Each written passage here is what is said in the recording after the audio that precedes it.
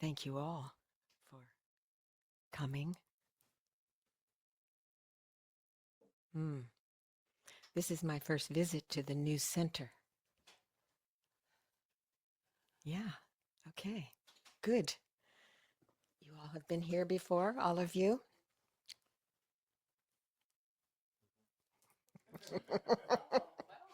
Yes, welcome to all of you who have not been and to those who have been before. So this is the sixth module in this Buddhist mind science curriculum. Yes. So what I hope people will take away from today is an understanding of what is meant by wisdom in the Tibetan Buddhist tradition. You know, it's defined by Webster. Words matter. It's defined by Webster as an accumulated philosophic or scientific knowledge. But from a Buddhist perspective, it's not just intellectual knowledge, but it's an embodied way of relating to oneself and others. So to be able to see the benefit of investigating this core question, are things the way they appear to be? What do you think? Please, welcome, welcome. Come in, sit down, enjoy. So especially if we're looking at judgments, self-judgments, judgments of others, in what we label problems, are they real? Are they the way that they appear to be? So we recognize that perception is conditioned, and it's conditioned by prior experiences, by expectations, by needs, by culture, by personality, and how each of these conditions and shapes whether or not we experience suffering or happiness from our experiences. So learning to engage in simple reflection, meditation practices, methods that reveal the mind's true nature, the mind's role in our experience, in order to open some space for wiser responses. So I thought first, because some of you have probably not been to the first modules of this mind science, so I thought just to very briefly give an overview. And if I'm lucky, because the last time I taught here, there were two young techies sitting in the front row, and I was unsuccessful myself with all my button pushing to try to get the share of the screen. So I'm going to do my best to bring this forward so you can actually see it and not just my blah, blah, blah. So I have a cheat sheet here.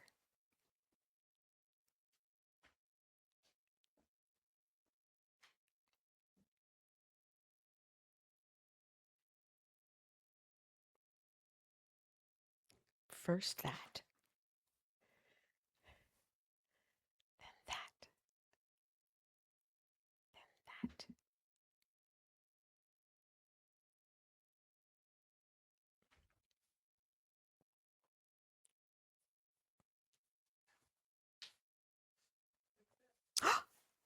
Bingo. It's the magic keystroke of Command and Tab holding at the same time, in case you're ever out there. Honestly. Okay. So in this journey of mind science, which was developed by these two amazing individuals, Hans Burkhardt and Marina Brusset, they're teachers at the Spanish Tushita in Spain, and they're both PhDs in psychology, and they're both have completed the master's program in Buddhism at Lama Tsongkhapa Institute, and they're just wonderful individuals. So I took this pilot program 2 years ago and was so enamored with it, and I'll tell you why. Um, I met Lama Thupten Yeshe in 1977, and over the years, he he passed away in 1984. But throughout his teaching, he always said that Buddhism is psychology of the mind. And he wanted, or psychology, he would say psychology because it is the study of mind and behavior.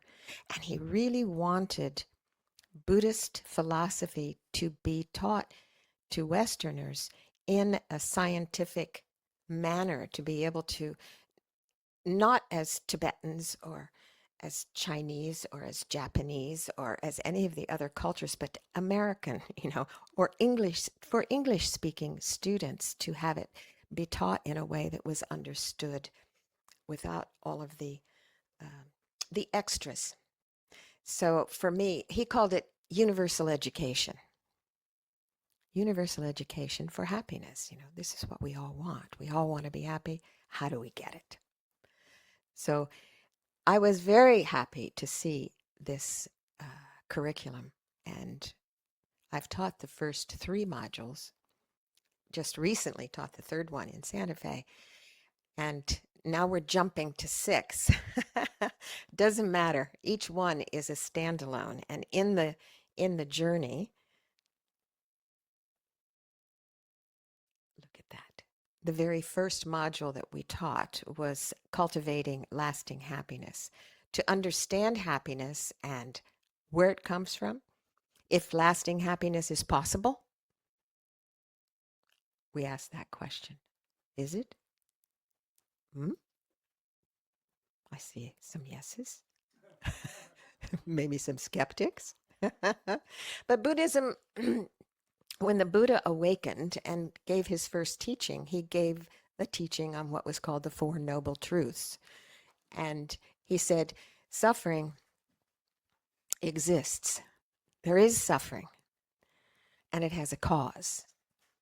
And if you remove the cause, then what happens? If there's no cause, no suffering. So then the fourth truth was the path. There is a path to be free of that suffering. So when we remove suffering from the mind, what's left is the natural nature of mind, which is clear, luminous awareness with a hum of compassion, I say. It has been said. So to understand that then gives us some courage to think that actually it is possible to be happier and to cultivate a lasting state of happiness through the power of training the mind. So the second module was meditation and the mind. So really understanding, getting to know the mind. The second and third modules are actually about learning meditation and the mind, how it works. So developing tools to cultivate this lasting happiness. And the fourth module is fundamental trainings in cultivating lasting happiness, the path, how to cultivate this lasting happiness. The fifth one is warm-heartedness. So this is developing a fundamental cultivation of loving kindness and compassion. And the sixth one, where we are now, is wisdom. This is to understand the nature of perception and how it affects our happiness. And the seventh module is actually bringing it home. So how we actually embody this warm-heartedness and wisdom, which are the 2 wings that fly us to an awakened mind. Yes, the 2. So within each module, there are 4 main components. The first one is purpose. So this is related to finding a meaningful direction in our lives and attuning our attitudes and our actions with that direction. having a purpose is important because it determines the scope and the motivation, this how we seek happiness, not just for ourselves, but for others as well. So I think it was in the second module where we were talking about cultivating happiness and cultivating a purpose that science says, actually, studies show that people who have a goal, who have a purpose, are actually happier people. So happiness aligns with this idea of purpose. So we cultivate a purpose. The second component is mental balance. Mental balance. So this is a key to a healthy and fulfilling life. So it includes balance for, it includes developing stability of mind, concentration. It includes that practices to why it's important to cultivate mindfulness. So ultimately, it's fostering a healthy relationship with our emotions. How do we look at our emotions? How do we relate to them? So in the course of that, we try to understand how suffering and its causes work toward freeing us from the causes. So ultimately, we recognize that each one of us is in the same leaky boat. So there is this attitude of the third component, which is warm-heartedness. So this involves recognizing the importance of not just our own happiness, but the happiness of others as well, that actually relates to our happiness if we check. So cultivating warm-heartedness, it's developing a caring attitude like love, compassion, gratitude, kindness. It's moving us toward fostering altruism over egoism and developing our potential, motivated by benefiting others as well. Because when we understand, not just intellectually, but experientially, that we share a common ground where everyone wants to be happy, then our motivation shifts, our aspiration grows to be not just me happy, but to have you be happy. All of you, each and every one, all sentient beings. Lama Zopa Rinpoche is quoted, and I'll quote this: "How can we make our precious human life most beneficial, not just for ourselves, but for others who, like us, are equally as precious as we feel ourselves to be?" I thought that slant was really good. We feel ourselves precious, but they also feel themselves precious. They also want only happiness and they don't want suffering. So how can we make our lives productive for their sake too? He says this is the main thing we should be asking ourselves. And the fourth component is wisdom. So this refers to understanding how things actually exist, including the many degrees of subtlety. It includes an awareness of interdependence, understanding how everything depends on causes and conditions, understanding our mind's role in perception and our experience of reality. The atomic physicist Niels Bohr says in his book, Atomic Theory and the Nature of Perception.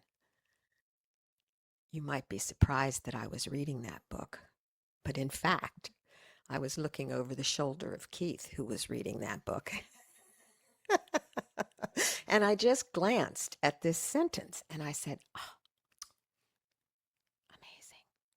He says, all new experience makes its appearance within the frame of our own point of view and perception. Think about that for a minute. Our experience appears through our own point of view and our own perception. This has a vast implication if we're considering all of us in the same boat. Bless you.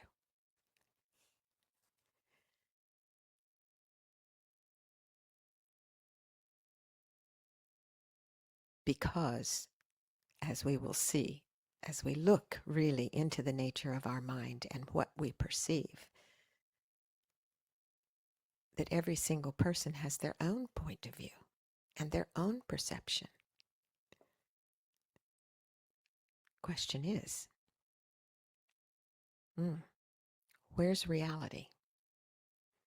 Dr. Richard Davidson, who was one of the founders of the Mind and Life Institute, which brings together His Holiness the Dalai Lama and Western scientists to discuss the various topics of Buddhist philosophy. He said, well-being is a skill, so this can be developed, a skill. It's an acquired ability. And he says the science behind this fact makes a kinder, wiser, more compassionate world possible. Oh, wouldn't it be great to educate in kindness, compassion? I think it's needed more than ever just now. Yeah.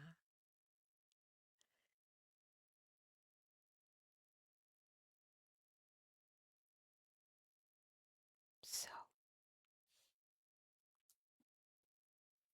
that's the trajectory of this overall curriculum.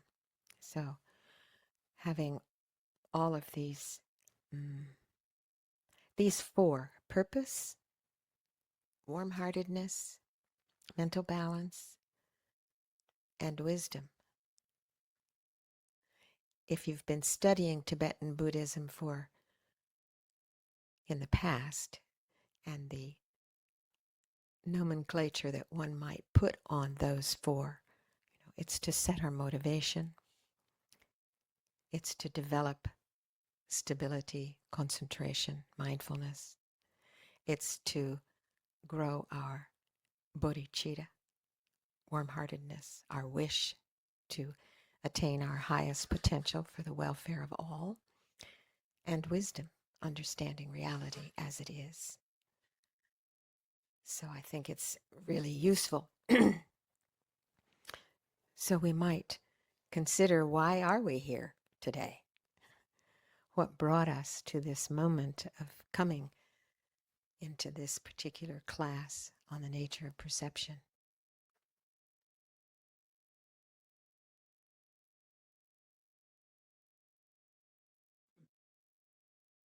Just consider, we can think perhaps that like we long for happiness and freedom from suffering, so does every living being. So in order to satisfy not just our own needs, but those of all others, how wonderful it would be if we were able to actualize this path and be of the greatest benefit to all. To actualize, have the perfect happiness and freedom from suffering of an awakened mind. So I invite you, as we begin, to take a good meditation seat.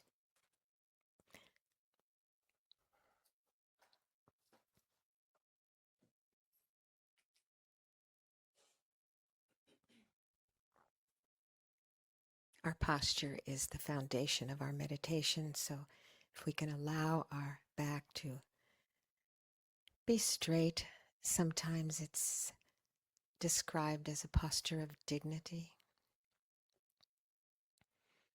and become aware of our body in this environment where we are, in this space.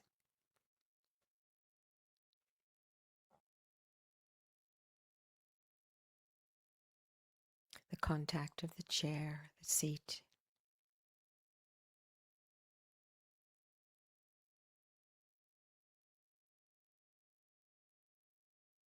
We can also become aware of our mental state, the energy we have right now in our mind.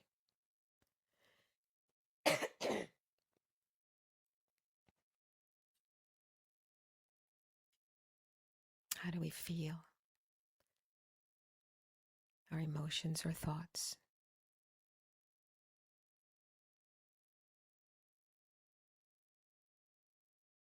Let's just become aware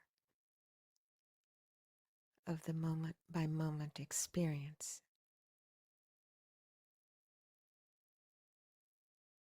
Just now.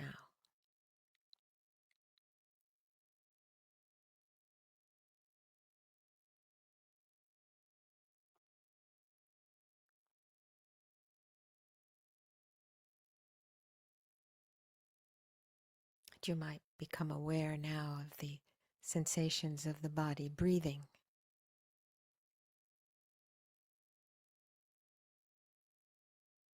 Harmony in movement and stillness.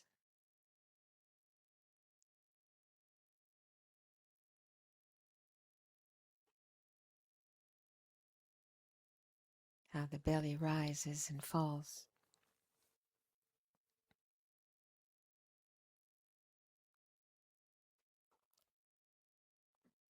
The chest expanding and contracting.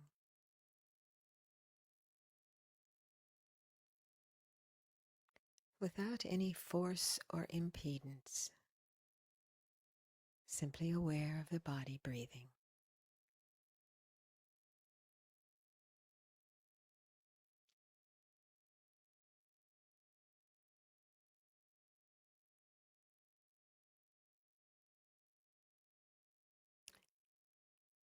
And now fine-tune your awareness to the place where your breath appears most distinctly, perhaps at the tip of the nose or the rise and fall of the belly.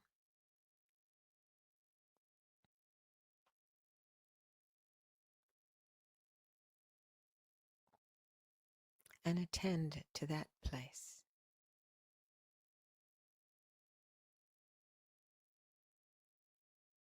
To that sensation right there.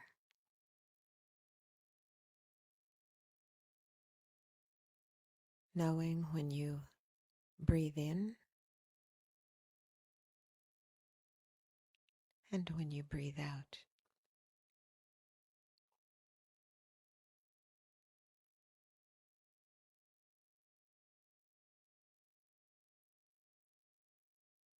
Attend to the places where the breath turns. A full cycle.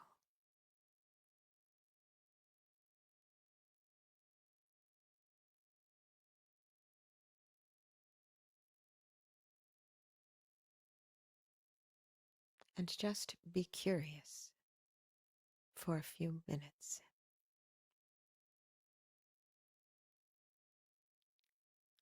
To see if awareness is attending to the sensation of the breath.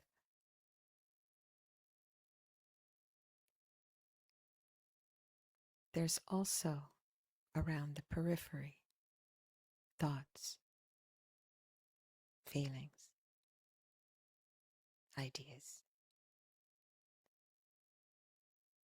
But let your breath be the anchor.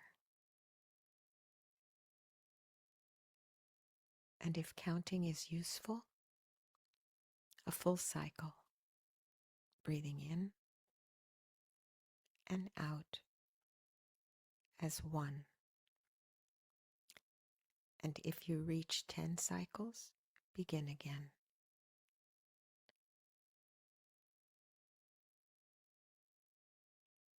And when the mind wanders and you recognize, return again to the sensation of the breath as the body breathes.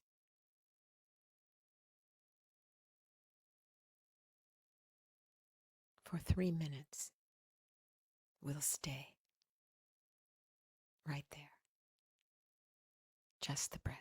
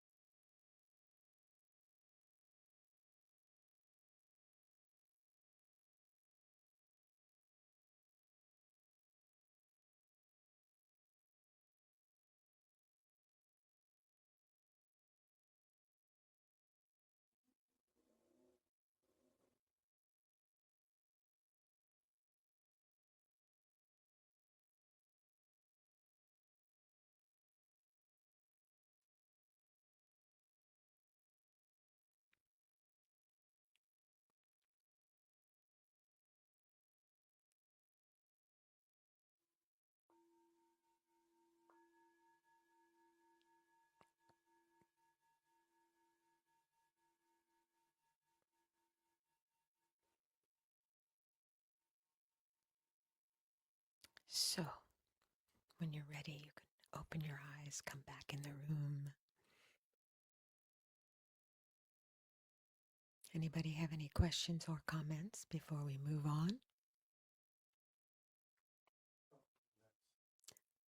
It's all really nice. Oh, good, good. So we're going to talk about wisdom and perception. All the previous modules have been speaking about developing the qualities of the heart, like kindness, compassion, care for oneself and others. And these qualities are very important.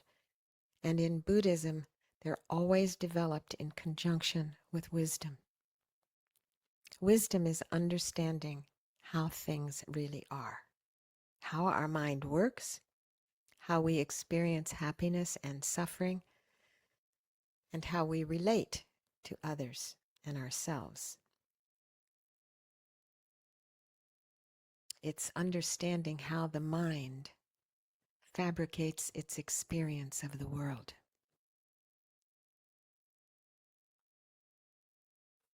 So today's teaching is really just an introduction. Wisdom is a vast and deep topic. And sometimes people say, I can't understand a thing. So slowly, over the years of study and practice, somehow it tends to permeate. It enters. And so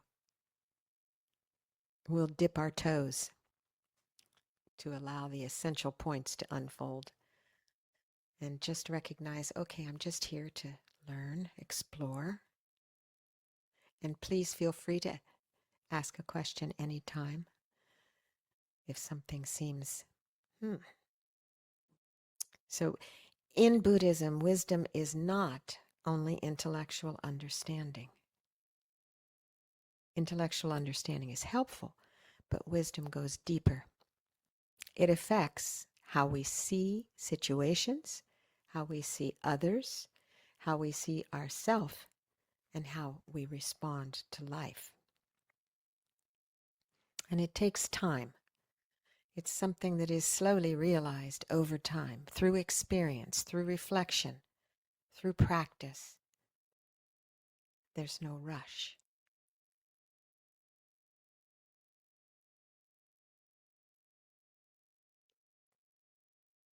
So, what do we know about reality?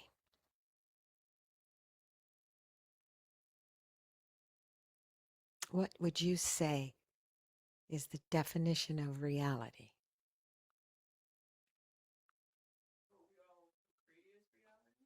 What we agree is reality. Okay? Wisdom is what we agree is reality. I thought that was just reality, not necessarily wisdom.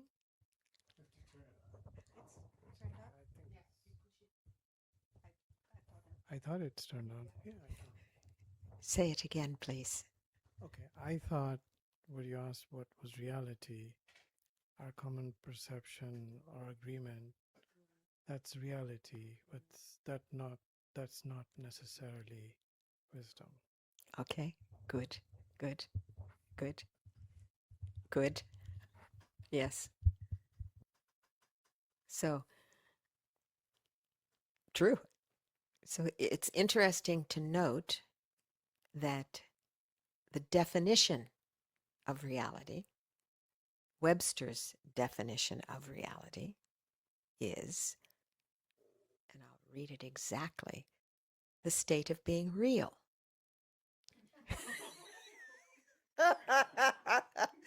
So, what is real? Real is defined as fixed. Yes. I every definition I have comes from my Webster's dictionary, my Webster's collegiate dictionary. So, you'll know that's where that came from, rather than asking Siri to give me hers. So, it's fixed, it's immovable, it's genuine, and it's not artificial. Those are the four qualities of the label real. Reality. So in Buddhism, what we seek is the embodiment of truth. So is the concept of self and what belongs to the self reality itself? Is the self and our reality fixed? Is it immovable? Is it genuine?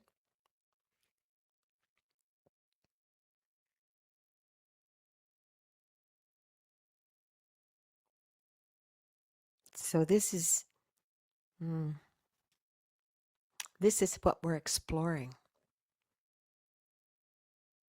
because, as you say, reality is what we decide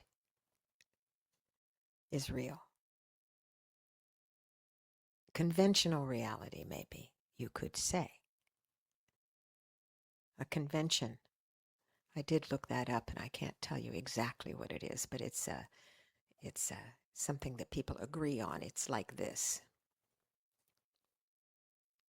So we begin to explore how it is that our mind creates our world and the implications that come with it.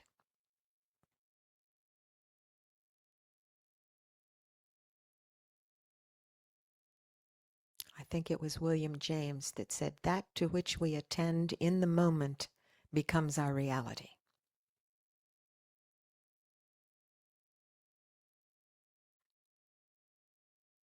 I think when we look at what we attend in the moment, we can see so much clearer nowadays what we feed ourselves is what the mind is resting on. Mind takes its shape from what it rests upon. Just to question reality, it is said, just to question reality tears a hole, weakens the fabric of samsara. Just to question it. So, let's just take a look at awareness.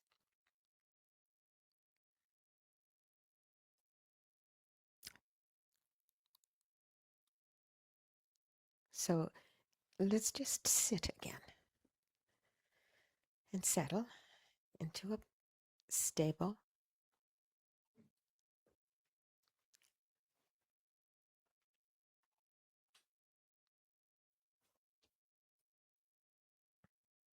and give yourself permission just to pause. Just to pause in this moment.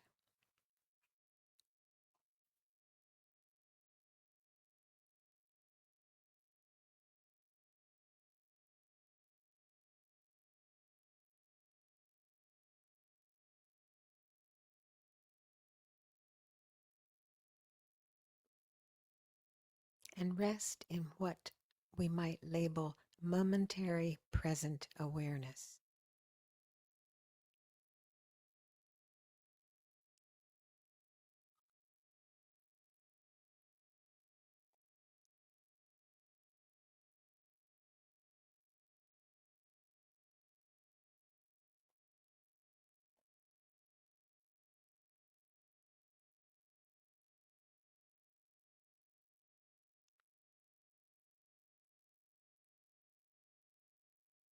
What is arising in the mind, in this awareness, in this consciousness?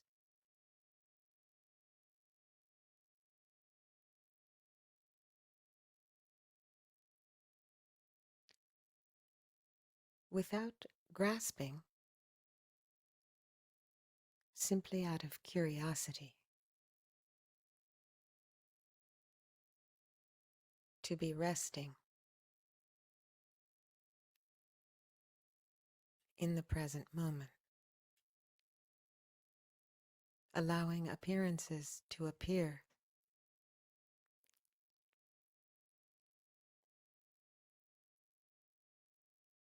as the play of mind.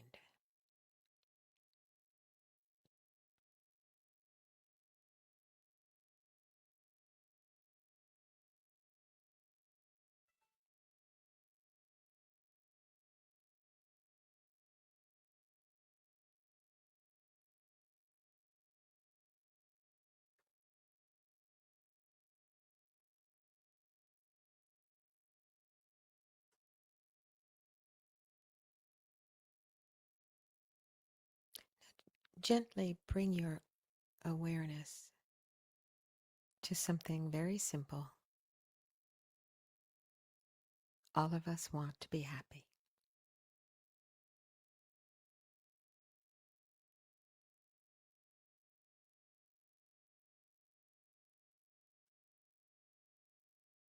Throughout our lives, day after day, we look for well-being, satisfaction, and peace.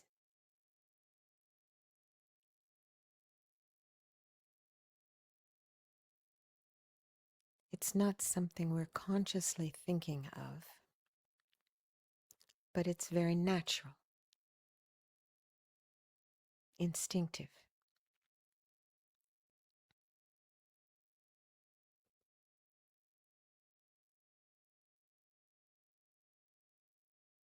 And if we look closely, we can see how we lean toward the pleasant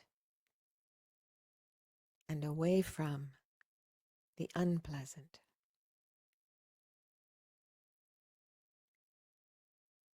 We lean toward kind people, enjoyable moments, comfortable places, things that make us feel good.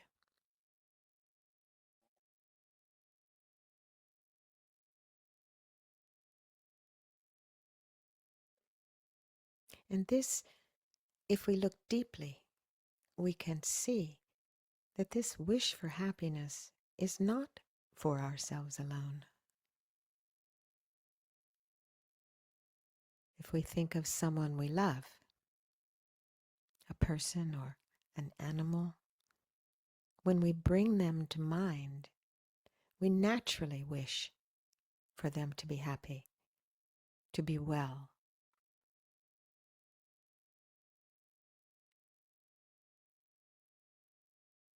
Is it true?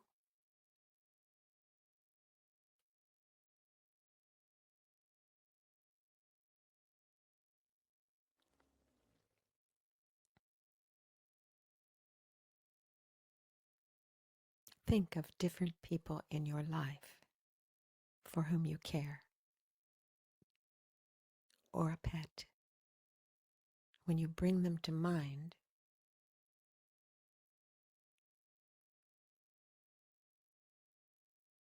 is there a wish for their happiness?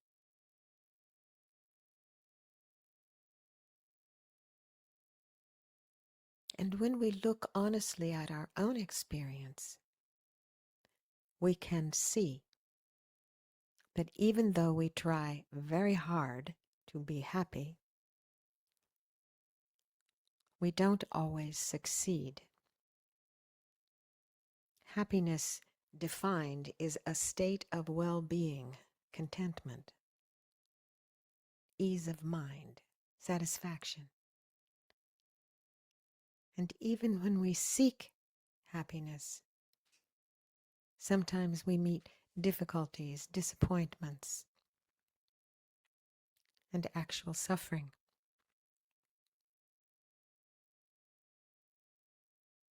This is an insight into the nature of cyclic existence.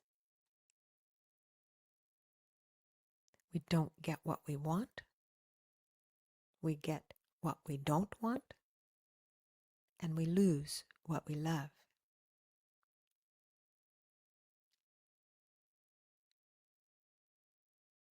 And when we look around, we can see that others are in the same boat. Everyone wants to be happy, everyone tries, and everyone struggles at times.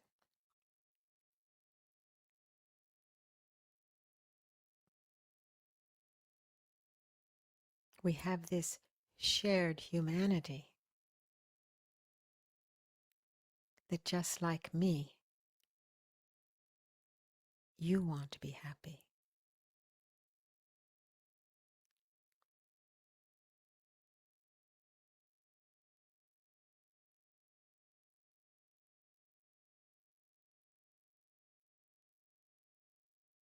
Let this be a felt sense in your heart.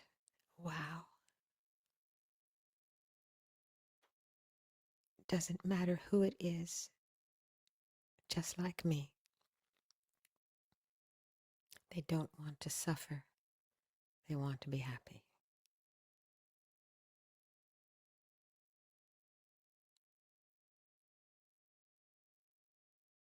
And we can have a wish, a longing to bring them happiness.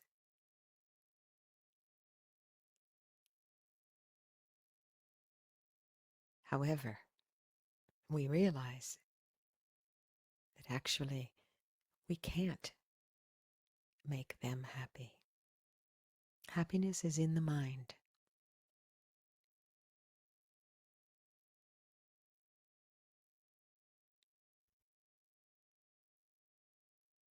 And as the great yogi Saraha said, I bow down to that which grants me every goal I desire. I bow down to the seed of everything. I bow down to the mind. For it is mind and mind alone that binds us or sets us free.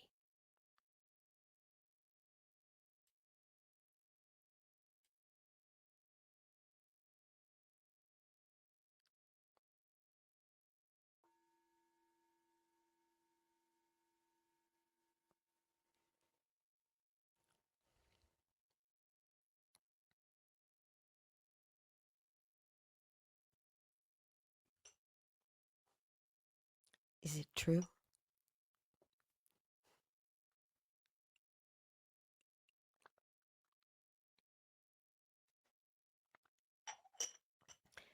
These are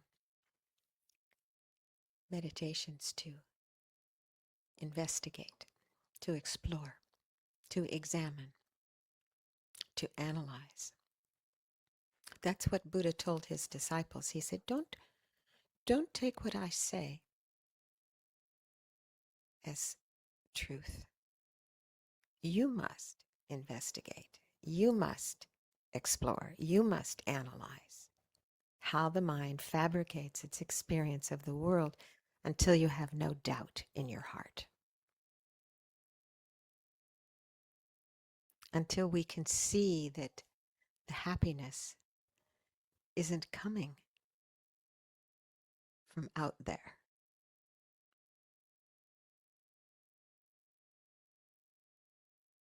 So when we truly see that everyone wants to be happy, something softens inside us.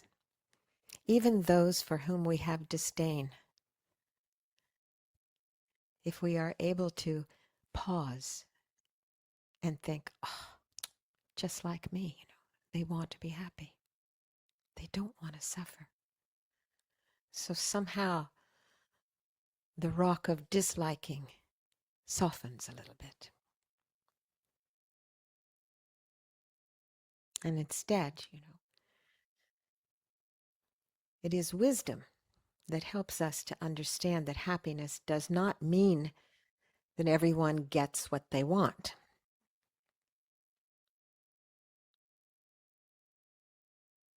So this doesn't lead to real happiness, getting what you want. Instead, we wish for happiness that comes from kindness, compassion, love, understanding, non-harming. And when we meditate like that, we can set a genuine wish, a genuine intention. May I personally relate to others with less hostility and more wisdom, even when situations are difficult. This is training my mind. I can't train theirs. But this is training mine, because we can see, even when people are behaving in ways I don't like, in harmful ways, still recognizing that we are the same in our wish for happiness. So how is it that I want to relate to others? Ask yourself.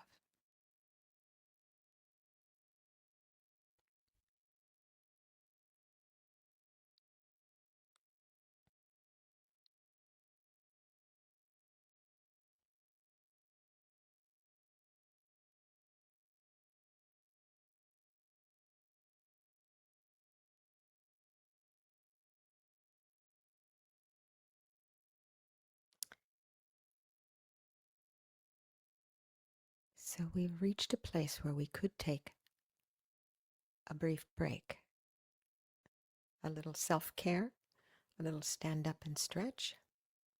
Maybe come back at 11:30. Okay? Gives us 8 minutes to. Okay. Welcome back. So in our Buddhist practice, we study the mind because happiness and suffering are in the mind. They are states of mind. And the purpose is simple, to understand the causes of suffering so we can let them go. And in previous modules, there was quite a lot of study about mental afflictions, that which clouds this clear, light mind. So often we look for happiness in things like pleasure, enjoyable feelings, in getting things. I like that. That's very nice. I'm happy to have that. But even when we get what we want, does it always make us happy? Does it last? Some temporary pleasure, but maybe it doesn't last, There's something missing even when we get what we want. Can you think of something that you hoped would make you happy?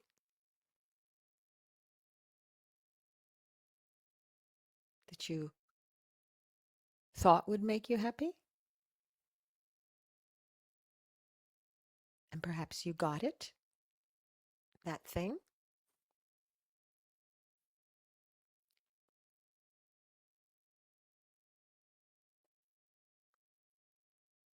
I often tell the story about coming out of 3-year retreat and my neighbor telling me, oh, you should get a smartphone.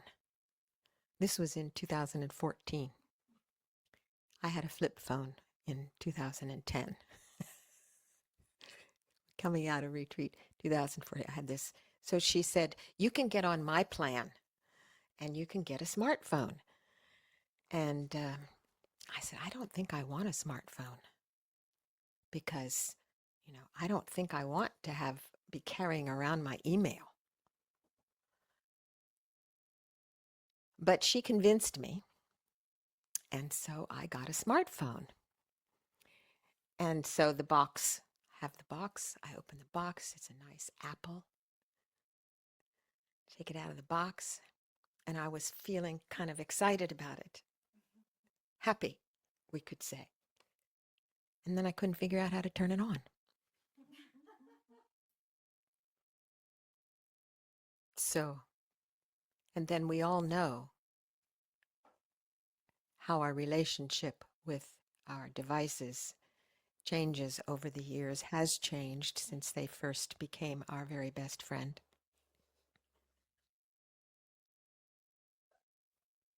It is very interesting to watch how it's a double-edged sword, that it has many conveniences and also having to monitor our excessive use. Yes. So we can see that no matter what it is that we get, that we think is the cause of happiness, doesn't seem to last. Or how about a vacation? Did you ever plan that perfect vacation?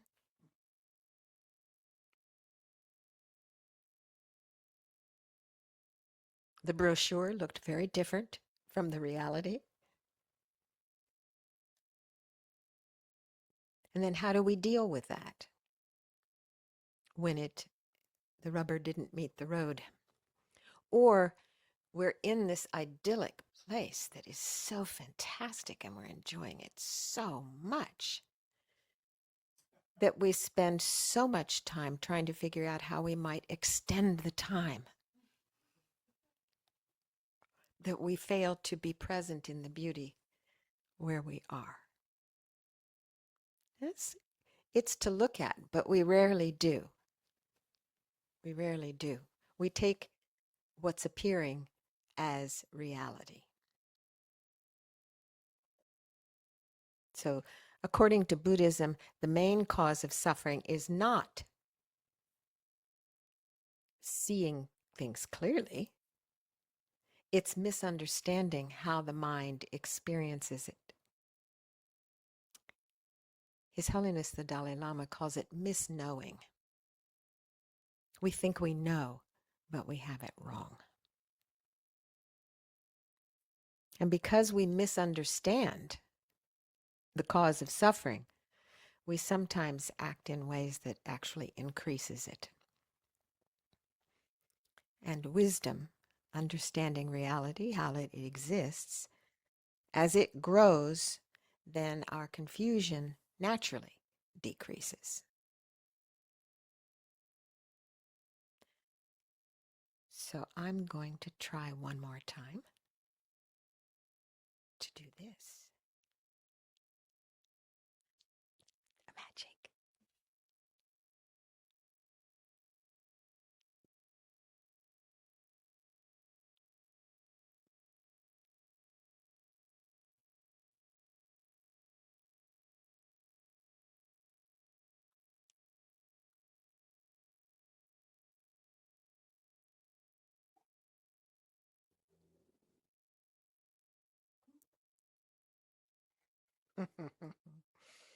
So imagine looking at life through the eyes of a child, fresh sense of wonderment. Our perception arises from beginningless experience. We project from past experience in this life, and beginningless, if there were future past lives, then also from those, like that. If we can wrap our mind around that possibility, we almost never experience anything as fresh. We automatically have a projection on it. So our old attitudes and habits come into play with everything. So the possibility for a wonderful new experience doesn't exist because we've already put it in a box. It is like this. We prejudge everything. So if you look at perception and conception, perception is the data before the concept. The face before the name. The appearance before the label.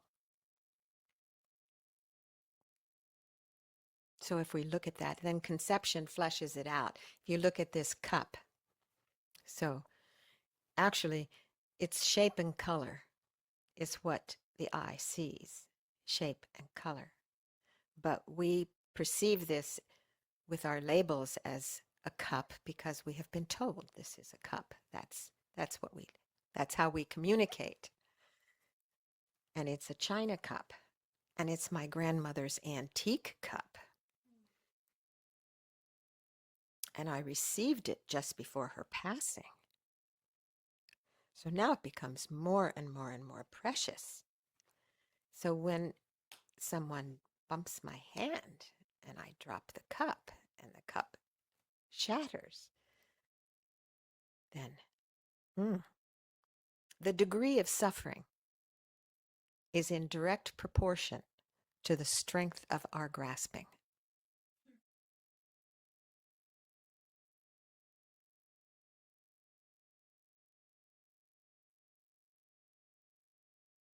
What was it the seventh Dalai Lama said? This body is a thing borrowed for the moment, and possessions are things stored for others. The more things we own, the tighter we're bound. So this grasping onto I, me, and mine, the tighter the grasping, the more suffering when something happens to that. So, on top of a pure non conceptual awareness of an object without any conscious direction, automatically we conceptualize about it. We like it, we don't like it, or we're indifferent. We've added repulsive or desirable qualities onto it, depending on our past experience. So it's through craving, wanting, that we create actions that keep us trapped, believing in the inherent nature of self and phenomena.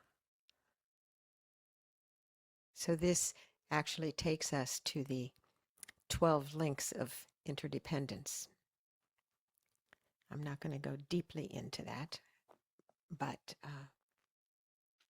if we have an understanding, if we have wisdom, we can control the kind of reflection we allow into the mirror of our mind. That's what Lama Yeshe said. If we have an understanding, what will we allow? He used to often say, check up. Check your mind. Watch it. See how it interprets every object it meets. And then see what feelings arise. How we discriminate in such and such a way. And ask ourselves why. And when we check the mind properly, we begin to stop blaming others for our problems. We see that transformation is possible because nothing is fixed. So if we look at feeling, it's the experience of pleasure or displeasure or neutrality. It's the experience of the results of previous actions. So our previous experience colors our current experience. So the specific feeling arises. It leads one to react with one of the three root delusions: attraction, aversion, or indifference. I want it, I don't want it, doesn't really matter.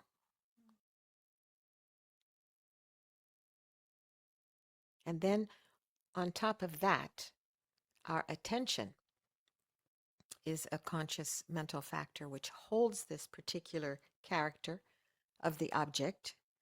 It's like this. We hold that. It directs the primary mind to this associated mental factor. I like it, I don't like it. And on top of that, we think. And a thought makes everything bigger. You know how something arises in the mind and then you grab it and then you tell the story about it. And you keep that story going. On and on. It's like rolling a snowball and gathering more snow. And then we aspire. We aspire to have it or to be free of it. So this is taking the object and making it, taking a strong interest in it. And the interest could be strong aversion or it could be strong attraction. Please.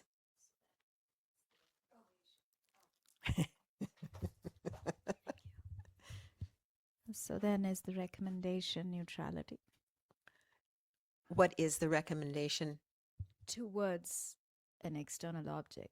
Knowing that it's external, is it then neutrality? Well, that's interesting because there's not a thing wrong with enjoying a nice, beautiful thing. Yeah, or a cup of tea. Exactly. Whatever it is, there's nothing wrong with that. And you can, as Lama Yeshe used to say, enjoy as much as possible, dear, without grasping. It's not the problem of enjoyment, of pleasure, and it's not the problem of actually taking a Tylenol because you have a headache. It's grasping. It's the intense liking or disliking. It's grasping onto it and believing that the cause of my pleasure or pain comes from that nice cup of tea. Right. Not the way I view that nice cup of tea. I've already labeled it a nice cup of tea. Does that make sense? Yeah, I think ultimately letting go Yes. and not desiring that nice cup of tea for the rest of your life at that time, maybe, and making it habitual, then that becomes grasping. Yes, At least in it my is mind. really only the grasping that is the problem. The enjoyment is not the problem. Mm, I see. It's when you believe that the enjoyment is coming from that cup of tea, but it's really coming from your experience.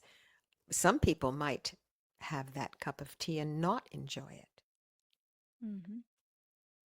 One might have an experience of having a cup of Tibetan tea that you've never had before. If you know Tibetan tea, it's salty. Mm-hmm. It's very shocking if you think you're going to get this. It has the color of tea. You take a sip of it, it's like, wow, it's kind of more like soup. Yeah. Can be nice, Yes. but not the anticipatory response. Yeah. So these are just this is just the mode of what happens, the trajectory of what happens. I appreciate it. Now I'm appreciating it. I saw this as being of having value, and now I'm appreciating it, and it stabilizes our mind on the object, and it makes that object quite real. It is really a nice cup of tea. And so the more I like that nice cup of tea, the sadder I become when it's gone. Maybe. So then you appreciate, oh, how wonderful. And then we go on. And this mindfulness doesn't let the mind wander, right? It brings the mind back again and again to the object. And then actually there's nothing wrong with mindfulness.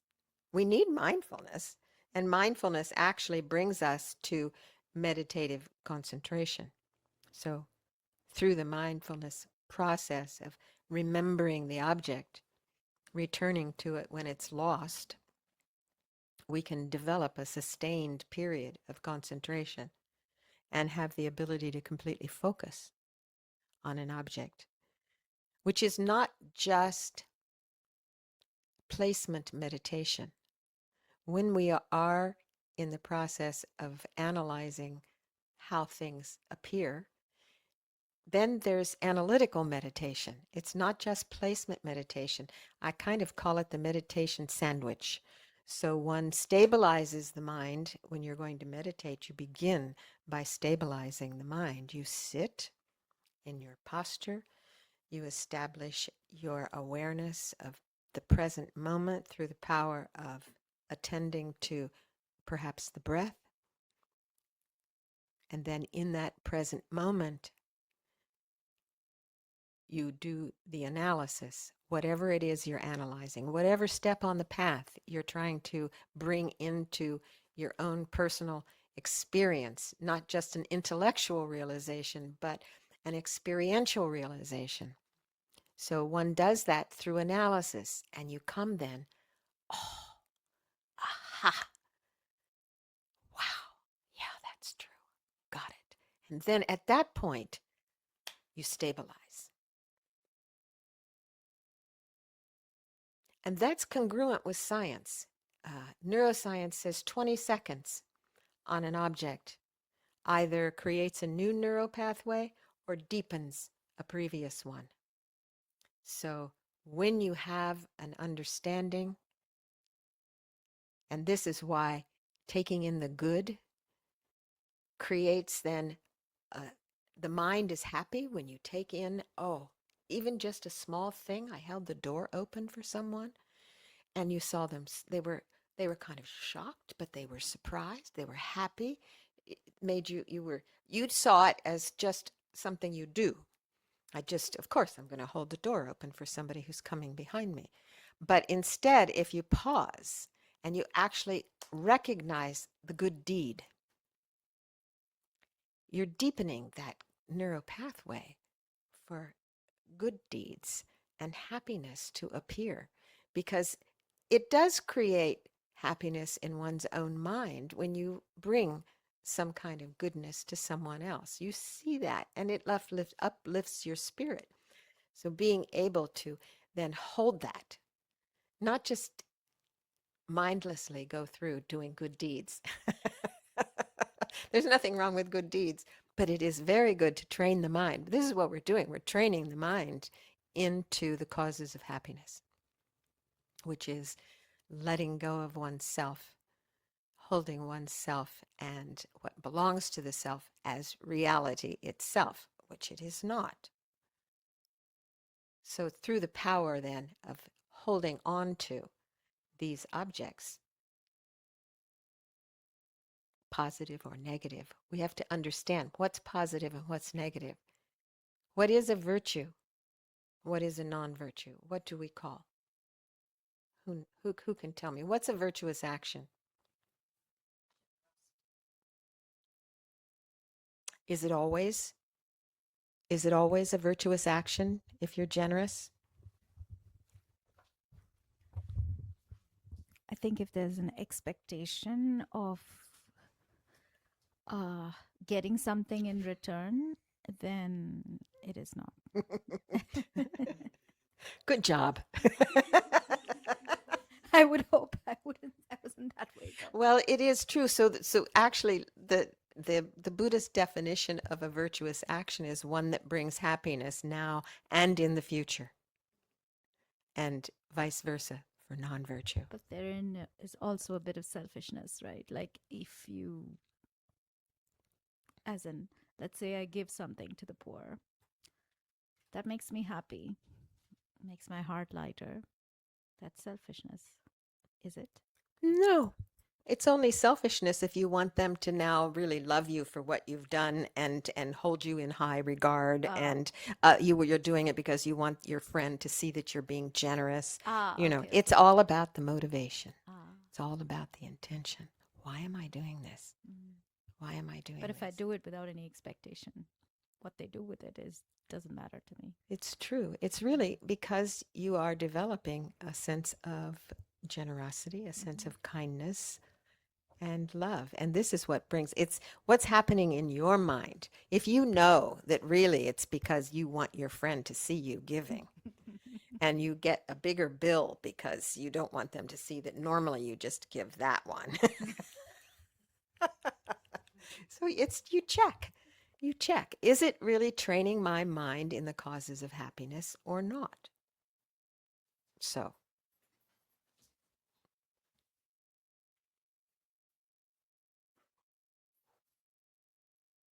Okay. So then we have to ask ourselves the question of, wisdom does ask very powerful, simple questions. So, is this situation really fixed? When we can see that our awareness is grasping onto something, I see this, I like it, I don't like it. Is this fixed? Is the situation fixed? Is it truly that way? If it's truly that way, if it's truly fixed, you have to think about it. Is it fixed? Is it going to be that way in 5 minutes? Was it that way before? Do other people see it the same way I see it? It's very interesting to see how it is that there's an investigation of an accident, and 10 people saw the accident, and you have 10 different views of what happened. So, and you don't, perhaps, depending on how you feel, in the moment. Maybe you have a headache and you see the situation different than you would if you didn't. Or maybe the situation involves a person that you've already judged in a certain way, and you don't have any space around what's happening. You've already solidified it even before maybe it even happened, because we've got it all boxed up nicely with a bow. So you can also ask yourself, does this view that I'm holding bring me greater peace?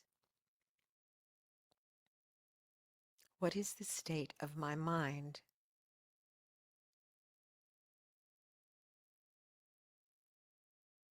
And is it possible to have peace in the moment, regardless of one's circumstances? These are things that we have to investigate. It's not like I'm saying it's like this or it's like that. We have to check for ourselves how it is that our mind fabricates our experience. So if we have, let's just take a situation. Just think for a moment about a situation. Perhaps let's take a situation that you've found unpleasant. Not a big thing, but something that you didn't like.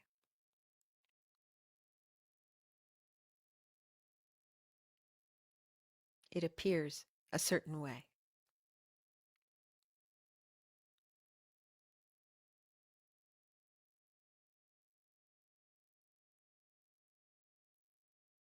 This is what's appearing. And then notice how it actually feels to hold that appearance.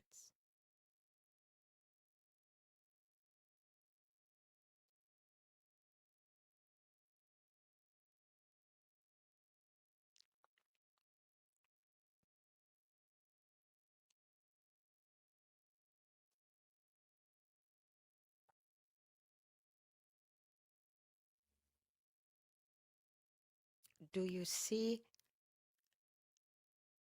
a sense of change, or does it appear solidly fixed?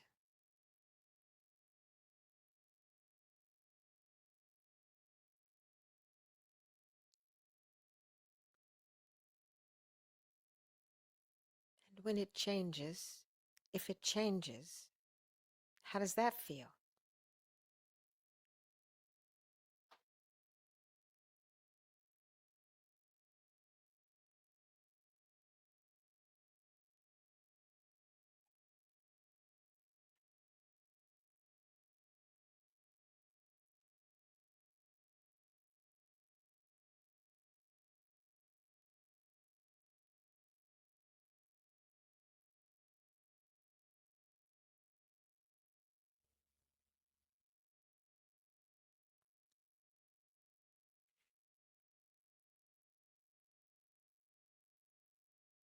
When we have a problem or a strong desire, it can feel very solid and unchanging.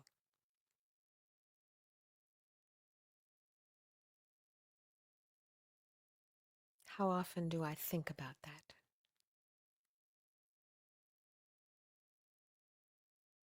Is there tension when I recall in the mind or in the body?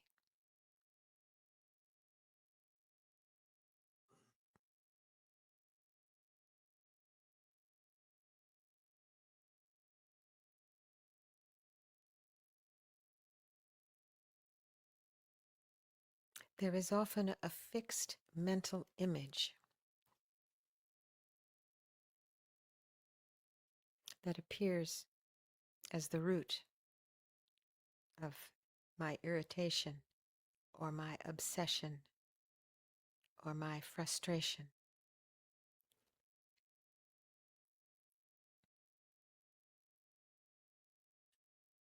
A fixed mental image. Just rest with that.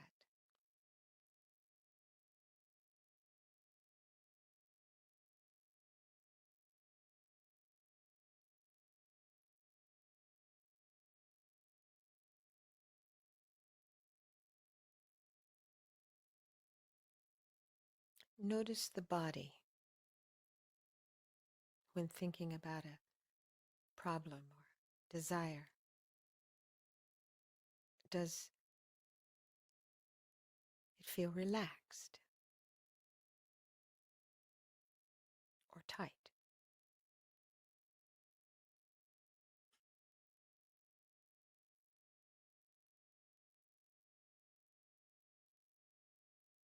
Is the mind open or shut down?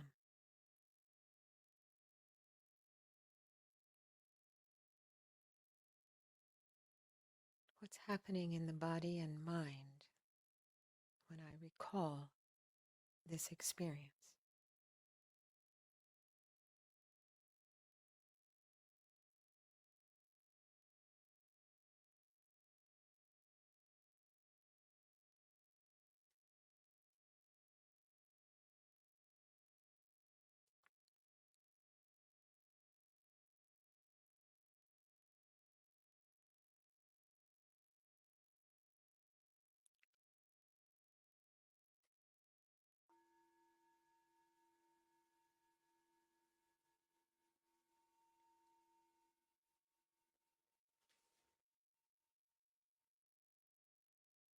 So how does it feel?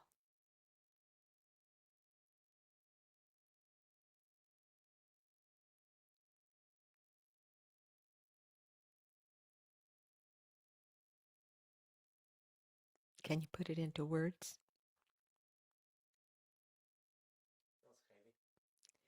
Heavy? Feels heavy. Feels heavy. I mean, it's not easy Not to do what, but at least there's like certain understanding, I guess, better understanding that there's a path. What would that be?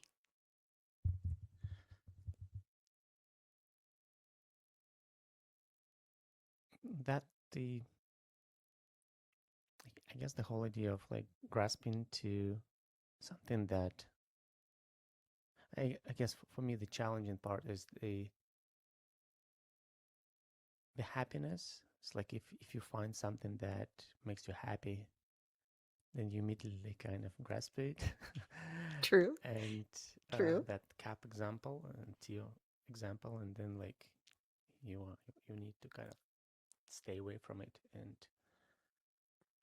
try to focus on different type of happiness, which is in my head it is again maybe like lack of suffering. So like if you're not really suffering, if you like stay in this present moment, and that's the peacefulness. Happiness is the happiness, that the true happiness, rather than the one that like Good. the cup of tea that you get used to every morning.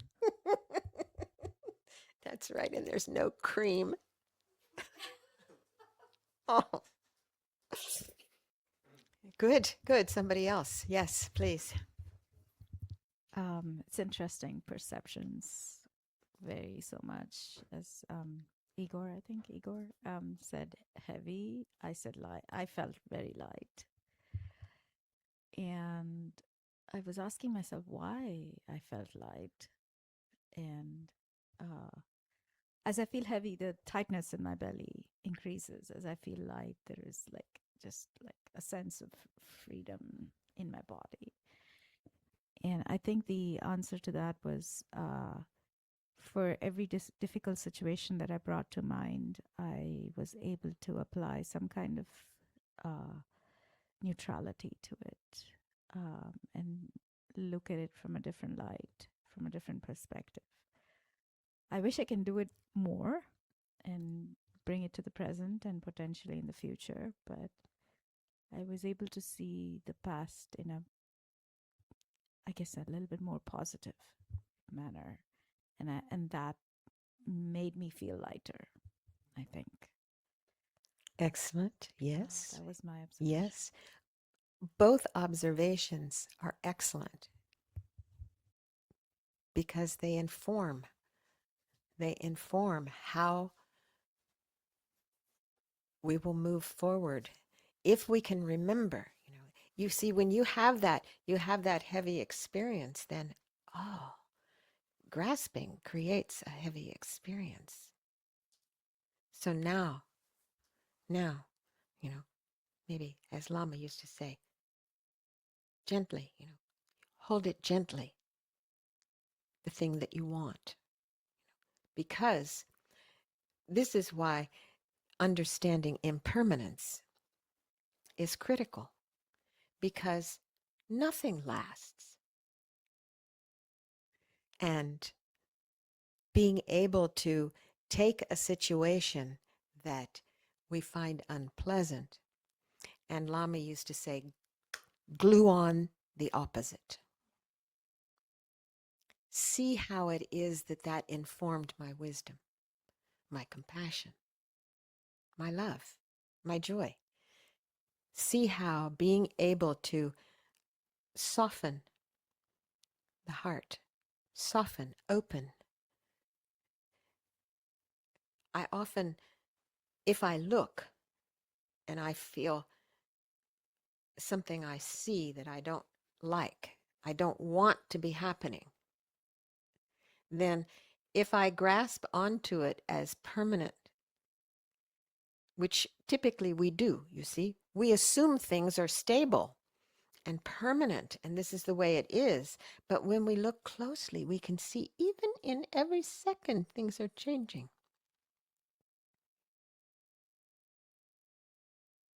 My children often say to me, this too shall pass. I think they're mimicking. So it's being able to recognize not only pleasant things changing and unpleasant things changing, then you hold this, you have a sense of equanimity. This is what we are, this mental balance, an idea you can enjoy, completely enjoy, but you know that eventually the gelato will be finished.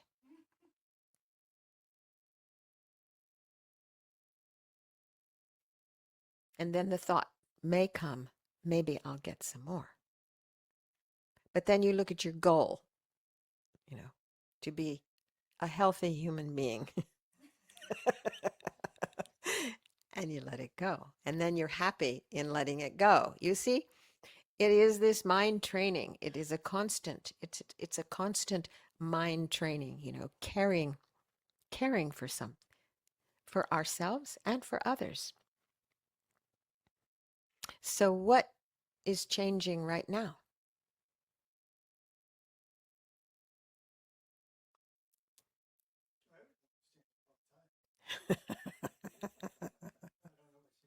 Well, I think if we can see when we have an idea of what's coming next or what went before or in this very moment, whatever is arising, you're right, everything is changing. Whatever is arising is changing. But is there something in your world or in your mind that you hold as true, as unchanging?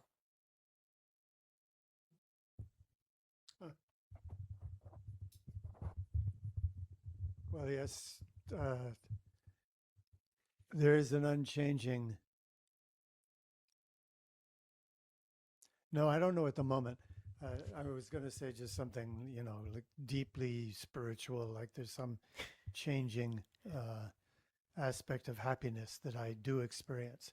So maybe that's an okay answer, because even though I might not feel it in the moment, it's there and it will respring. It will always regenerate, at least in my case. I can't speak for other people, but over my lifetime, no matter what's going on, there is something in me that is delighted. Although there are also periods of my life when I was very unhappy. So but what ultimately I come back to is being satisfied and being happy, and kind of without cause. It's a confusing aspect of my nature, that it's there, it surfaces good. Do you think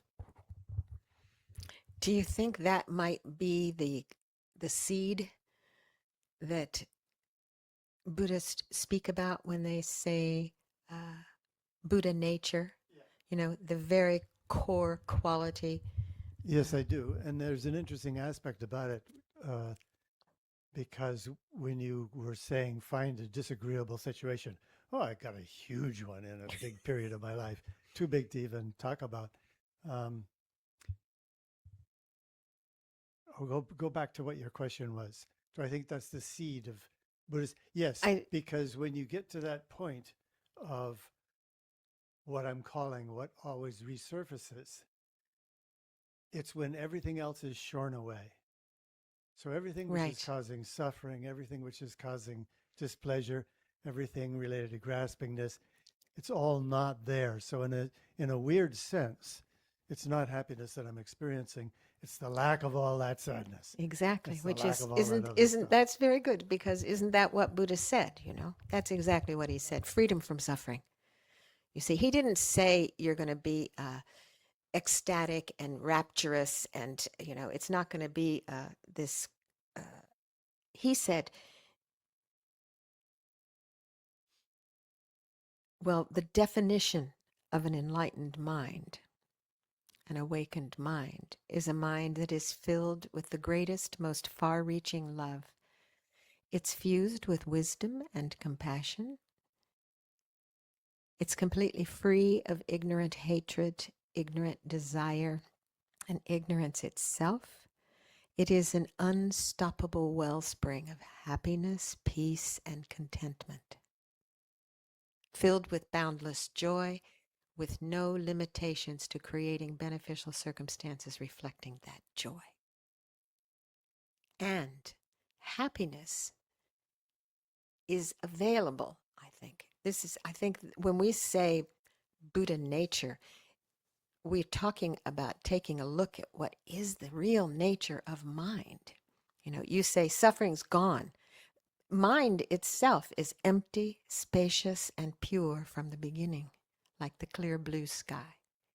Its energy is luminous clarity, and its compassion is all pervasive.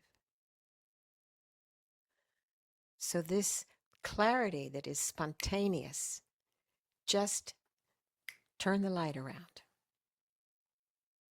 And then being able to hold that state of mind and see that that is available when all the veil is parted. That's the ground. And that's our true home. This is what we are coming to terms with. What is it? What are the clouds? And why do they keep coming? To obscure this open, spacious mind.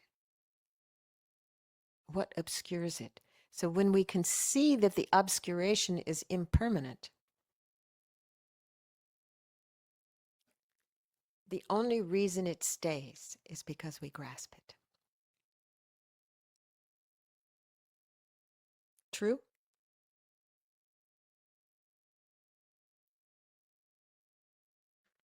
Please.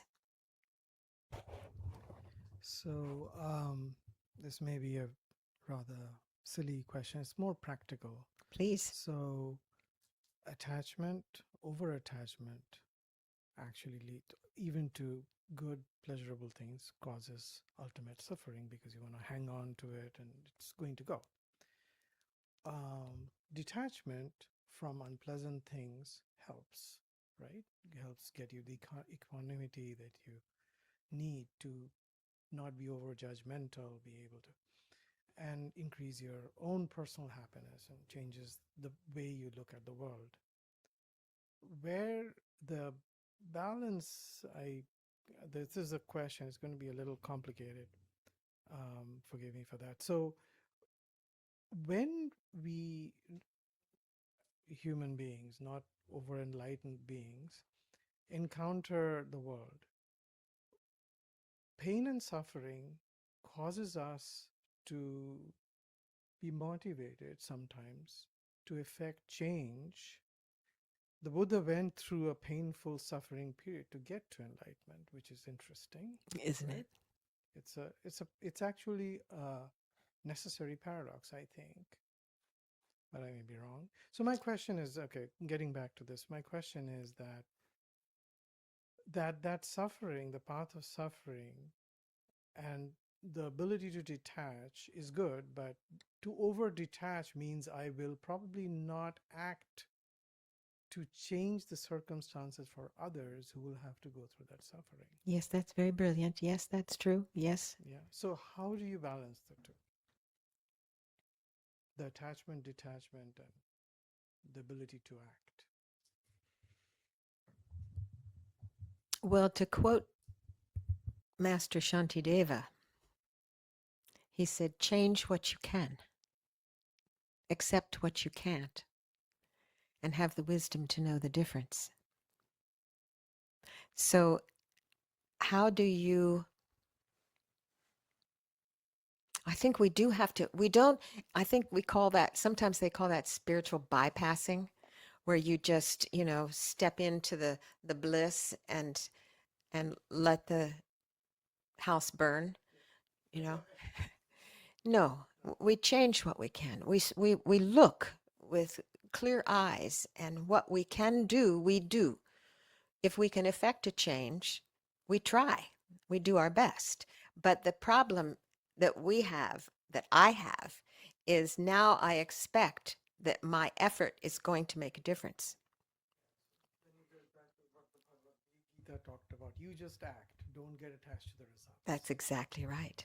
Yes, we do our best. There are many ways that we do our best to help others, and we don't necessarily bring them happiness when we try. So it's just continuing to plant the seed and recognize that what we're doing is we're training our own mind. And the energy that we create through the power of that has a ripple effect. There is energy that we are creating that does have a ripple effect, that helps. Just as I spoke about opening the door for someone who maybe that was the only kind thing that ever happened to that person in that day. And so then that gave them some peace, so that they go in and they don't yell at the grocer, So it is like that. Every kind deed we can do actually makes a difference. And as you said, not to be attached to the outcome. I think this is, yes, please. So for me, but I think for all of us, I think it takes a lot of strength in the face of what we see all around us as suffering. And it takes a lot of strength not just to become so bummed out that we destroy our own life, and to on a daily basis, on an instantaneous basis, to stay in a situation of lightness and clarity and enlightened view. It's really challenging. And the worse things get, the more challenging it gets. For me, it can be very hard. So just sharing that thought. Yes, it is hard. I mean, we do sometimes put a lot of effort into making a change. We join groups to try to make a change, and we don't necessarily have the power to make that change. Karma, the seeds are not there to make that change now, right? Well, there's another experience I have, which is almost a guilt. When I'm in a high condition, a high state, so to speak, or a state condition of clarity, almost a guilt like, yeah, you got big problems, but everything's okay. I'm okay. Everything's okay. Really, really, the world's going to hell, but I'm okay. And then there's sort of a, well, I better not say that in public, because I'm really going to get a lot of negative feedback about that. So I don't know, there's a sort of a pressure to not be happy that I experience. I want to add to the comments. So I think the emphasis to build the bodhicitta will probably help a little bit with the mindset that what you're developing is not for selfish reasons, that with wisdom and clarity, with the bodhicitta motivation, that what you're doing is to bring no harm to anyone for the highest good of all. Um, you know, yeah, even like, and that, you could help bring the little seeds here and there, plant little seeds here and there for everyone. Yes. But Yes. wait for the conditions to Yes. bloom. Yes, That's why we exactly. cannot control the results. Exactly. That's beautifully said. Yes, very well. Thank you. Yes. Thank you. But I guess in order for you to develop bodhicitta and to do something for others, you kind of need to also like be in the balance for yourself. And that's part of like, when should I be in that peaceful bliss? Where should I maybe worry about? In some sense, like also my question is like, where that boundary between you trying to detach from suffering and not to get in the aversion, right? But then like if you're really in the aversion state, then you're not really going in the bodhicitta direction. So like where's that boundary is? Because yeah, you want to detach from the kind of suffering that you're creating also to yourself. But then like you can easily get in this aversion state, and maybe again part of the aversion is just get in this like bliss. Yeah.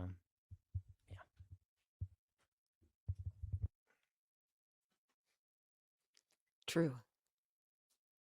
All of it. Yeah.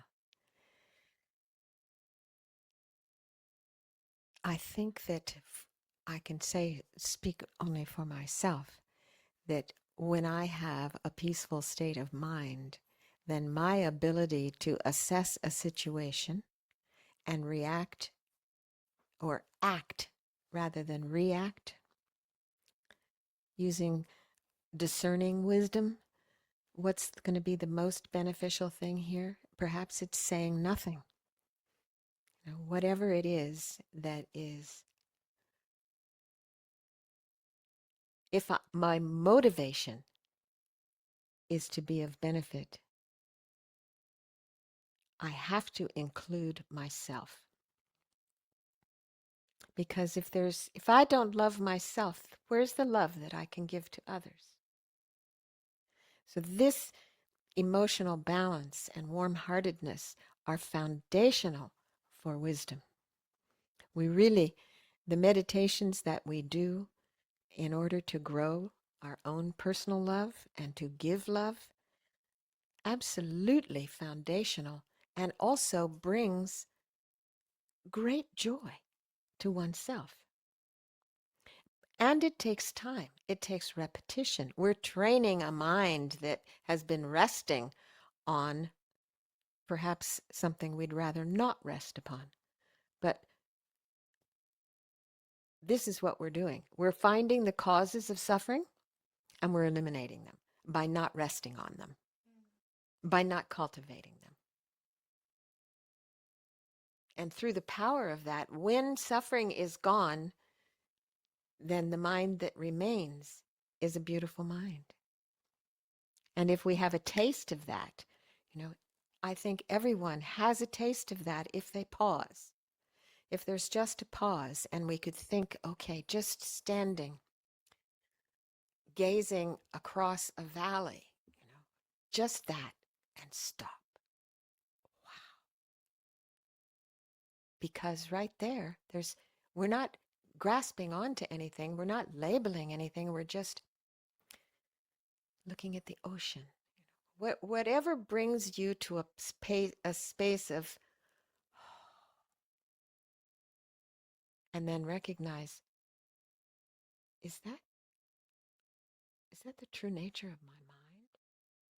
This mind that is unencumbered? And then sit with that and watch appearances arise. And when appearances arise, recognize they're self-arisen, they morph, and they are self-liberated. They do not stay unless I grasp. Even the juicy ones.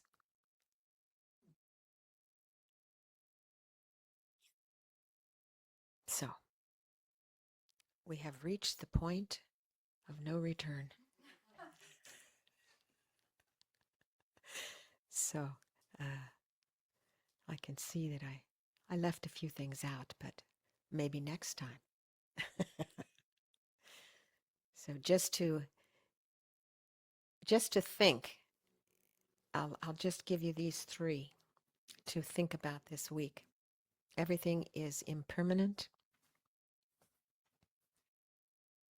changing moment by moment. And because things are impermanent, they are not permanently satisfactory. And that no phenomena, including oneself, has any permanent, independent, self-sufficient essence. Everything is interconnected. So if we think of these 3 principal marks of a Buddhist, because things are impermanent, they're unsatisfactory. And because they're constantly changing and dependent upon conditions, they cannot be considered a permanent self. A permanent self who likes, who doesn't like, or who just doesn't care. So perhaps throughout this week, you might consider what is arising in the mind. Is it truly real?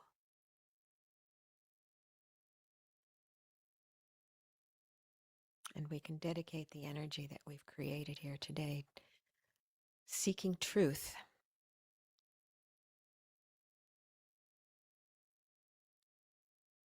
To actualizing our highest potential in order that we might help others do likewise. And we can think of all those people in our life who might need some positive energy today. And the people in the world who need positive energy today. Just allowing from our heart a warm light of love to shine out and to fill us knowing that we are loved and it's our nature to love. Just let it pass through all of our pores and go out into the universe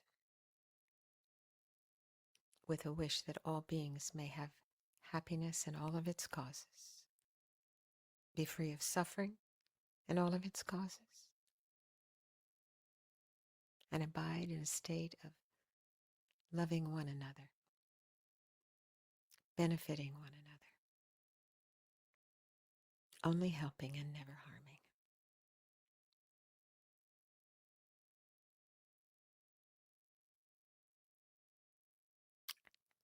Great.